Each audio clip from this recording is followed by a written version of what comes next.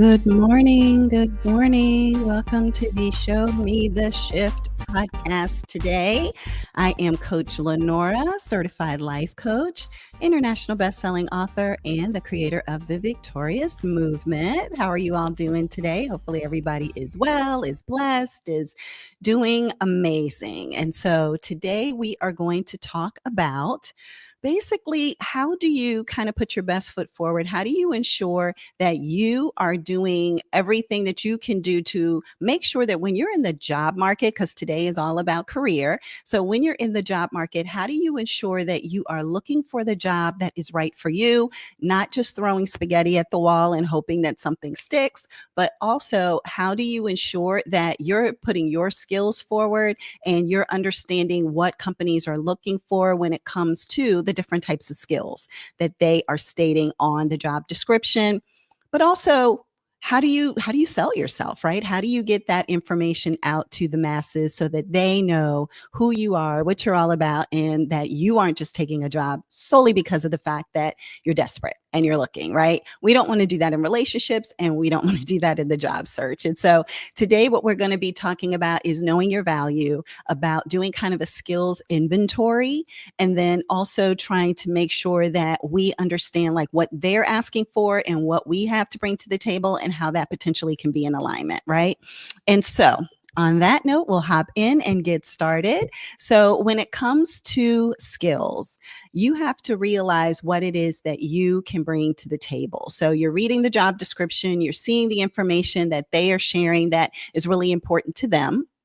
And you can make the determination of, oh, I fall completely in alignment with this particular skill set. You could come across some skills that they're interested in that you just don't have those skills in your resume, right? You don't have them as your previous skills.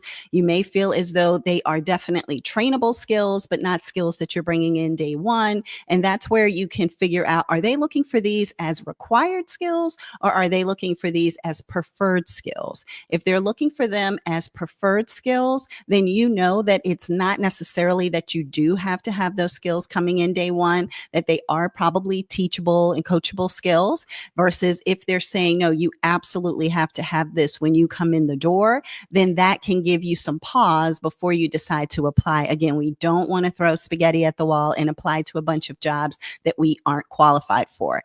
Number one, it just creates a situation where you end up feeling very, disheartened. You feel sad because you're constantly getting a turn down, turn down, turn down. So why put yourself in a situation of knowing that you're going to get turned down when in actuality, you were never truly qualified for the role in the beginning? So let's make sure that we're focusing on those roles that we are qualified for and then applying to those accordingly. So as we look at hard skills, now those could be things like technical abilities and skills that you might have. So in alignment with that would be if you're an electrician, if you're a mechanic, a technician, something that is like a technical skill, IT professional, engineer, something that is bringing that technical aspect to the job that they are stating that they are looking for. Then there may be certifications that they may say that someone needs to have. So let's say that this is a position in which you're going to have to drive a vehicle, and they may say, okay, well, you need to have a CDL license, that type of certification or license that is going to be required in order for you to be able to do the particular job.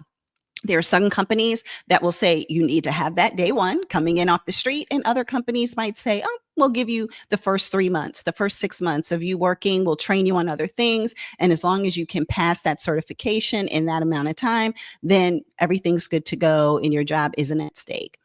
There could be certain tools that you need to have. So for example, are there skill sets or are there physical tools that you need to make sure that you have and can bring to that particular position? But when it comes to skill sets, it could be everything from any type of way in which you have, I guess when it comes to tools, really, when you think about it, it's like, what are those tools that you already know? So is it like teaching? Is it something like, being an instructor and having the teaching framework of knowing how to construct a teaching regimen and program and being able to share that information, like adult learning theory, for example? So are there tools like that that you need to have that you're already bringing to the table? And then it could be software proficiencies, right? So are there any particular softwares that you need to understand and know of? when you come in the door. So is it things like maybe it's the whole Microsoft suite? Maybe they're just going to say, no, we need you to know Excel or Adobe Premiere, Acrobat, whatever it is, but something that is helping you to know that you have the specific skill sets that you need in order for you to have success. And so if that is the case, just know that those are the hard skills that some companies might put on their resume, and how you can align and know your value in regards to those skills based on what it is that they're looking for. Now, there also are soft skills. So those are the skills that are more like, you really can't tell a lot about a person from their resume, whether or not they have these skills, because of the fact that you'll get to know them in the interview. That's the easiest way to describe those. But it's people skills, right? How personable are you? How much are you able to engage, interact with others? And how those skills go into play are going to be things that someone, when they meet you during the interview, they'll be able to pick up on, but you can't really pick up on that from reading someone's resume. Leadership skills. So you can tell if somebody has that title of a leader in the past, but what's the quality of their leadership? Are they a leader who gets things done by fear, or are they a leader that gets things done by just helping everybody to understand the mission and the cause and moving forward from there? Adaptability. How adaptable are you to change? Because some companies, they go in one direction and quickly shift in a different direction. And oh, by the way, as I mentioned earlier, just because a company is interested in you doesn't necessarily mean that you might be interested in that company. So if adaptability, quick shifts, things like that are like, look, I like things to just stay kind of, status quo, don't change for change's sake. Let's go ahead and make sure that if we're going to right the ship, that we're righting the ship in a way that makes logical sense versus, oh, we're going this way and we did a complete 180 and now we're going in the other direction.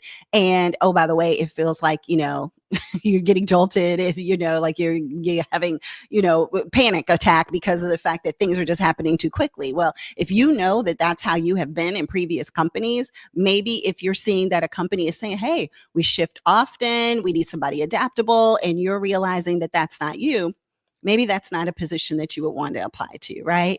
And then also making sure that companies understand as well, or that, companies can make sure that you understand as well, that they may very well want you to be like that team player, someone with good communication skills, someone with good oral or written communication skills. So as they talk about those soft skills, just know that if they can't tell that in the resume, they're probably going to be assessing that in the interview. So keeping that in mind. And then what skills do you have that might be transferable? So do you have certain skills that no matter where you were, in what industry you may have worked in, that those skills can actually come into play and be very, very beneficial for you at that particular company? So sometimes they're just some universal skills that people can have. And based on having those skills, they transfer very easily. Like as an example, sometimes it is that a person has been a teacher, and then you have that they've been in front of a classroom, that they've worked with a certain curriculum, and that they've been an educator. And then you might have that someone is looking for an instructor at at a company, not necessarily an instructor at even college in the same kind of, education system. But let's say someone is looking for an instructor to teach people a certain skill.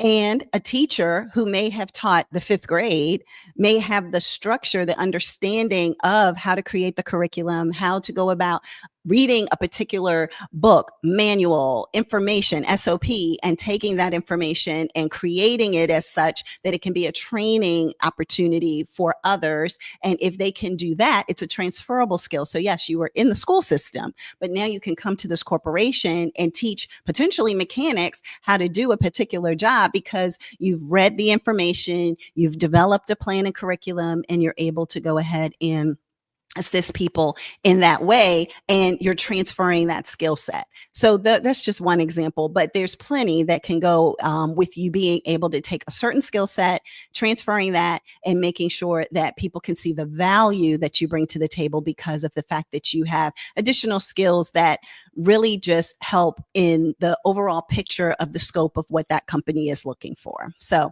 the other thing that I'll share is that, you have to look at what it is that they're looking for and what the skills are that you currently have.